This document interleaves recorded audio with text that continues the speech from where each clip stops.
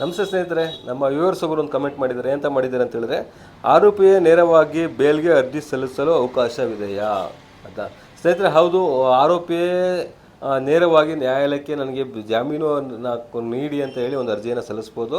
ಯಾಕಂತ ಹೇಳಿದ್ರೆ ನಮ್ಮ ಭಾರತ ಸಂವಿಧಾನದ ಅನುಚ್ಛೇದ 21ರ ಪ್ರಕಾರವಾಗಿ right to life and personal liberty including the right to seeking bail ಅಂತ ಹೇಳ್ಬೋದು ಸ್ನೇಹಿತರೆ. ಅದ್ರ ಪ್ರಕಾರವಾಗಿ ನೀವು ಬೇಲ್ ತಗೋಬೇಕು ಅಂತ ಹೇಳಿದ್ರೆ ನಿಮ್ಮ ವಕೀಲರ ಮುಖಾಂತರ ನೀವು ಅಪ್ಲಿಕೇಶನ್ ಹಾಕೋದಿಲ್ಲ ಅಂತ ಹೇಳಿದ್ರೆ ನೀವೇ ಖುದ್ದಾಗಿ ನೀವು ಹಾಕಬೇಕು ಅನ್ನೋಂತಿದ್ರೆ ಖಂಡಿತವಾಗ್ಲೂ ನೀವೇ ನಿಮ್ಮ ಅರ್ಜಿಯನ್ನು ನ್ಯಾಯಾಲಯಕ್ಕೆ ಸಲ್ಲಿಸ್ಬೋದು ಸ್ನೇಹಿತರೆ.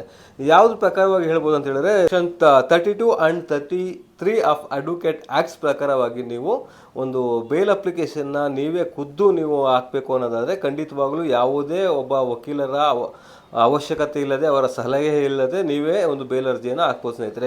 ಏನಾದರೂ ನೀವು ಜೈಲಲ್ಲಿ ಇದ್ಕೊಂಡು ಏನಾದರೂ ನೀವು ಬೇಲ್ ಅಪ್ಲಿಕೇಶನ್ ಸಲ್ಲಿಸಬೇಕು ಅಂತ ಹೇಳಿದ್ರೆ ಖಂಡಿತವಾಗ್ಲೂ ಅಲ್ಲೂ ಸಹ ನೀವು ಬರವಣಿಗೆ ಮುಖಾಂತರ ಅಥವಾ ಜೈಲ್ ಸೂಪರಿಂಟ್ ಅವರ ಸಹಾಯದಿಂದ ನೀವು ಟೈಪು ಸಹ ಮಾಡಿಸಿ ಅವ್ರ ಮುಖಾಂತರ ನೀವು ನ್ಯಾಯಾಲಯಕ್ಕೆ ನಿಮ್ಮ ಅಪ್ಲಿಕೇಶನ್ನ ಸಲ್ಲಿಸ್ಬೋದು ಸ್ನೇಹಿತರೆ. ಅದು ನಿಮಗೆ ಇರುವ ಅಧಿಕಾರ ವ್ಯಾಪ್ತಿ.